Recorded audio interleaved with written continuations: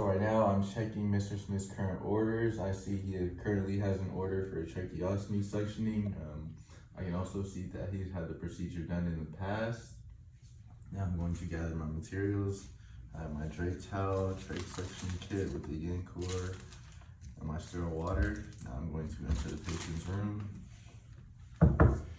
Hello, Mr. Smith. My name is Mel. I'll be your student nurse for the day. Do hand hygiene. Can I start off by getting your name and date of birth, please? Okay, patient identified himself. Provide patient privacy. Okay, Mr. Smith, so I currently have an order for tracheostomy suctioning, but before I begin, I just wanted to do a quick assessment on your lung and heart sounds.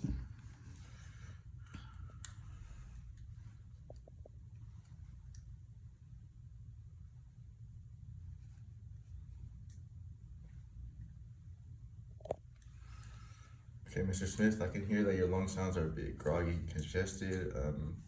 Your oxygen saturation is a little bit low at 88%, but your heart rate and rhythm are actually normal, which is good.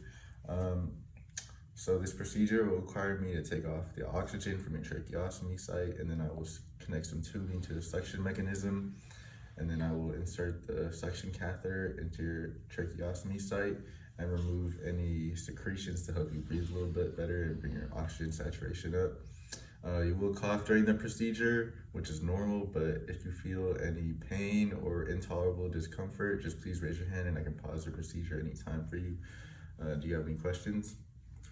No? Okay, so before I begin, I would position the patient in semi-Fowlers. Put the drake towel under the tracheostomy site. Turn on the suction at 80 to 120 millimeters of mercury. And then I would hyperoxygenate the patient at 100% for 1 full minute, or 12 to 15 liters of oxygen in a high flow mask. And then, okay, Mr. Smith, I want you to take some deep breaths from me to help loosen the secretions and help remove some secretions easier. Okay, thank you. I'm going to prepare my sterile field.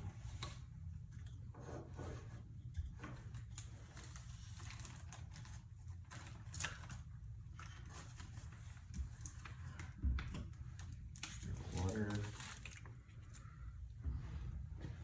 hand hygiene,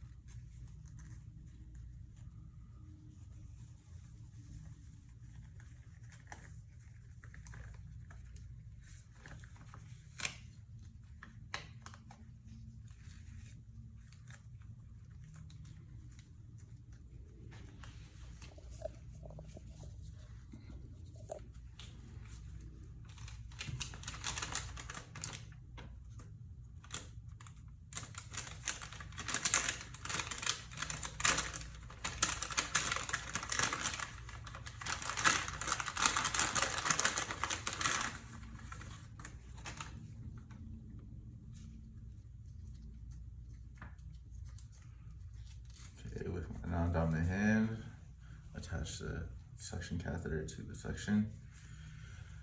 Lubricate the tubing. Okay. Mr. Smith has been hyperoxygenated for 1 minute. I'm going to remove his oxygen and begin suctioning.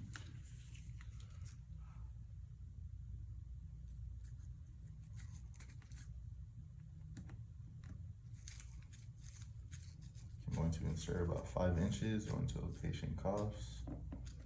Patient has coughed. So I'm going to intermittently suction while I rotate.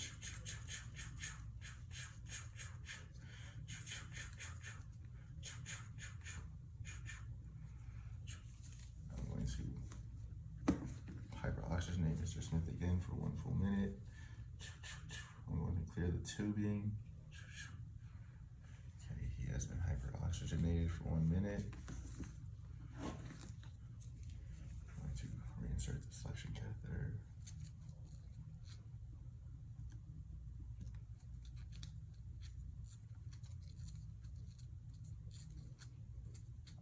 Okay, patient has coughed.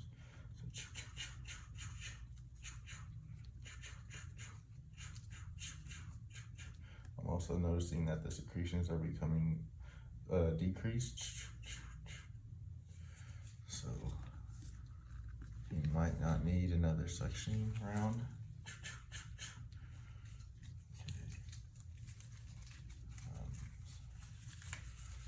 Since I noticed that the secretions have decreased, I'm going to discard the gloves and do a quick assessment of his lung sounds again.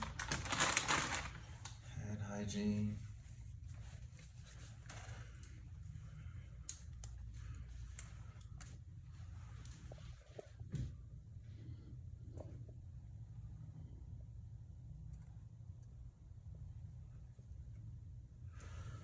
Okay, I hear that his lung sounds are clear, so he doesn't need another suctioning round. I'm going to put the oxygen back to its original setting before I started.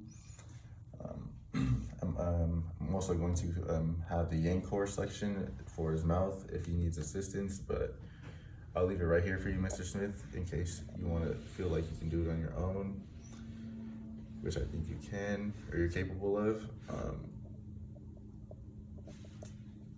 Now I'm going to, how'd it go, Mr. Smith? Went all right. Okay, I noticed that the patient evaluated it well. I've done my reassessment of his lung sounds. I can see that its oxygen saturation has risen to 93%, which is good. His heart rate and rhythm on the vital sign monitor also has become a little better. I'm going to do a safety assessment, make sure the bed's low. He has his call light, the rails are up. Do you have any other questions for me, Mr. Smith? Any requests? No? Okay, so I'm going to now document how the patient tolerated it, lung sounds before and after, and the vital signs during the whole procedure before and after, and also the amount of secretion suction.